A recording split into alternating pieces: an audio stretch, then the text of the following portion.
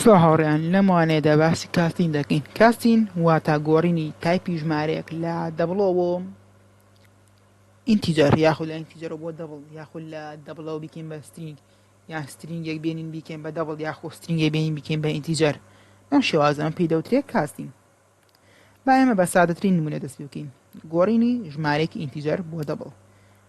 ئەگەر لێرە ئێمە ئینتیجەری یاخود با دەبڵ سەرەتا دەبڵێک بناسین بە ناوی بە ناوی نەمبەر یەکسانێکین بە 3.14.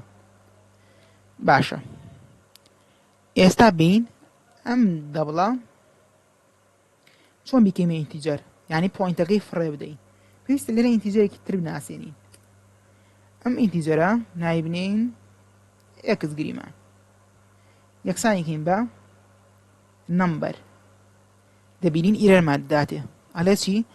ئەڵێ تایپەکان یەک نییە، ناتوانین دەبڵ گۆڕی بۆ ئینتیجەر. بەڵام ئەگە کلیکێکی لێ بکەین ئەمە کە کۆمەڵە چارەسەری خێرادەیاتێ، ئەڵێ ئێکس بکە بە دەبڵ کێشەو نابێ، یاخود نەمبەر بکە بە ئینتیجەر کێشەو نابێ، یاخود کاستی بکە، یاخود کاستین بکە. با ئێمە کاستینێک بکەین بزانین چیمان بۆکە.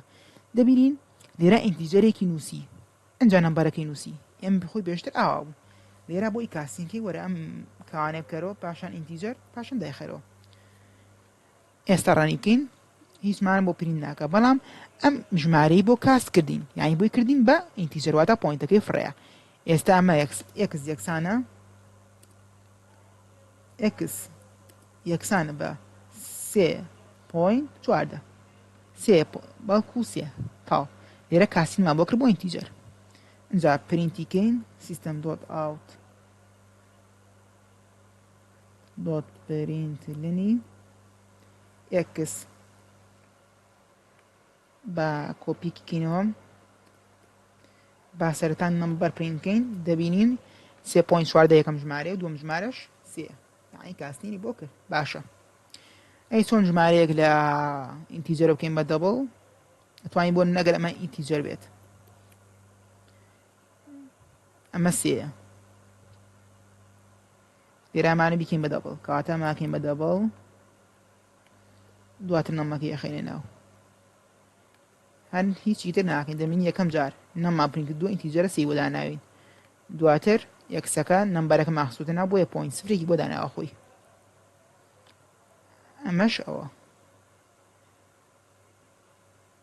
باوەک خۆی لێ بکەینەوە. باشە، یاخود دەمانتوانی بەم شێوازە نەیکین، ئەمە لابین هەر و ئەمەش لابین، تەنها لێرە بنووسین ئینت. ئەمەش نەفسی شتە، ڕاستەخۆ بۆ ئەکردین بە ئینتیجەر. ئەم بریتە لە کاستین لە نێوان ژمارە و دەبڵ و ئینتیجەرە. وە کاستینێکی تریشمان هەیە، کارەکتەرمان بیست و باسکەین وەکو داتا تایپ.